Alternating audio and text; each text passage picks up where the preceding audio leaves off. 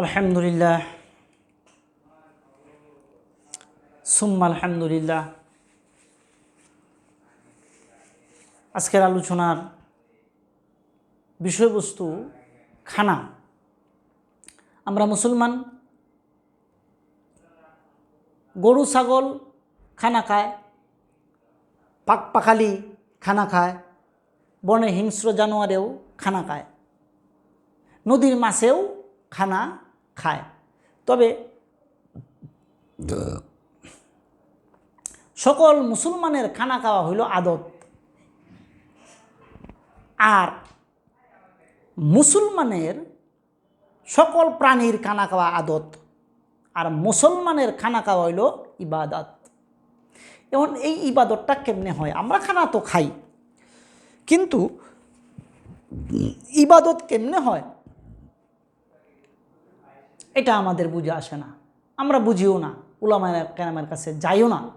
আর বর্তমান জামানায় যে অবস্থা, উলামায়ে কেরাম দেখলে তো শরীর চুলকায়, কিন্তু চুলকাইলে লাভ নাই। মালিক, আসমানের মালিক ব্যবস্থাপনা করে দিয়েছেন, চুলকাইলেও এখন উলামায়ে কেরামের ইশারায়, উলামায়ে কেরামের তত্ত্বাবধানের মাধ্যমে দেশ এবং দেশের সরকার সকলেই চলার জন্য চেষ্টা করিবে। মনে না চাইলেও করতে হয়। কিছু কিছু কাজ আছে হুশ রেখে মানুষ করে, আবার কিছু কিছু কাজ আছে বেহুশ হইয়া কাজটা করতে হয়। তো এখন কিছু কিছু কাজ আছে বেহুশ হইয়া করতে হবে, আর না হয়তো উলামায়ে কেরাম ছাড় দিবে না। ছাড় দিয়েছে, এখন আর ছেড়ে দিবে না ইনশাআল্লাহ। তো যাই হোক, কথা না বাড়িয়ে আমরা চলে আসি। আমরা যে খানা খাই, সুন্নত তরিকায় খানা খাওয়া কেন হয় না, আর সুন্নত তরিকার খানা খাওয়ার পদ্ধতি কি, নিয়ম কি? মুসলমান খানা খাইবে, এটাও এবাদত। মুসলমান প্রস্রাব পায়খানা করবে, এটাও এবাদত। আল্লাহ রাসূলের সুন্নাহ অনুযায়ী যদি হয়, তাইলে প্রস্রাব পায়খানা এবাদত, খানা এবাদত, দান করাত এবাদত। শুধু নামাজেই এবাদত না, রোজাই এবাদত না, দান করাত এবাদত না, হজ এবাদত না, এছাড়াও বড় বড় ইবাদত রয়েছে। তো বড় বড় ইবাদতের ভিতরে এটাও একটা ইবাদত। খানা খাওয়া জিম্মি ফরজ, এটা আমার জিম্মাদারি, আমার দেহটাকে লালন পালন করা, এটা দায়িত্ব আমার। আল্লাহ তাআলা আমাদেরকে এটা জিম্মি ফরজ করেছেন। না খাইলে তো আমি চলতে পারবো না, আল্লাহ তাআলা ইবাদত করতে পারবো না। তো এই খানাটা, মুসলমানের খানাটা কীভাবে হওয়ার দরকার? মুসলমানের খানাটা হওয়ার দরকার, মুসলমান সমতল জায়গায় বসবে, হালাল খাদ্য খাবে, সমতল জায়গায় বসবে এবং হালাল খাদ্য খাবে।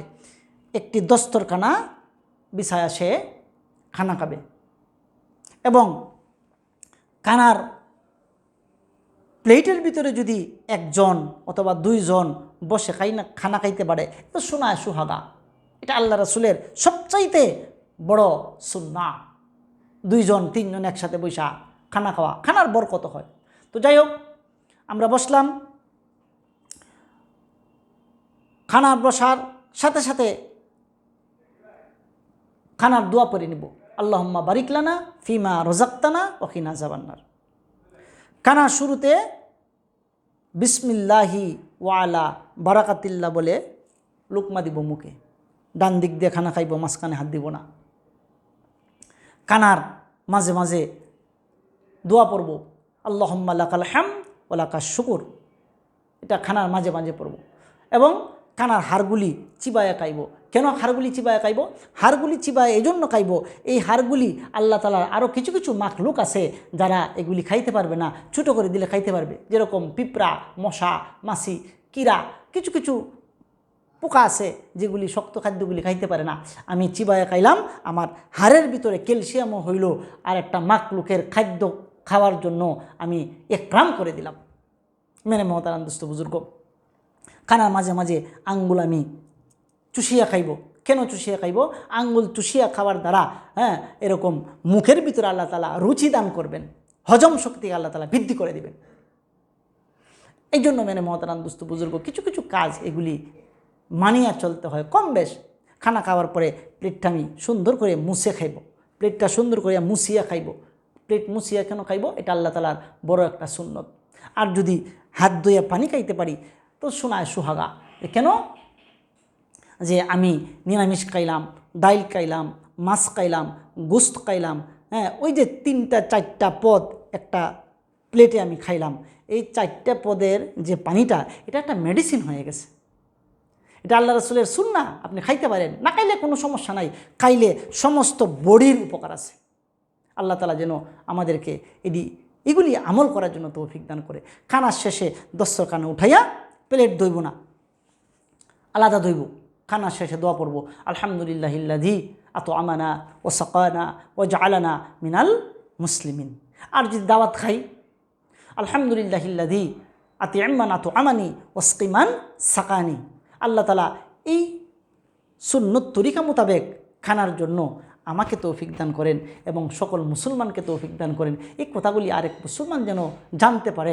এটার জন্য আপনার যদি বিবেক চায়, দিলে সাক্ষী দেয়, এটা প্রচার করার দরকার, ইনশাল্লাহ করবেন।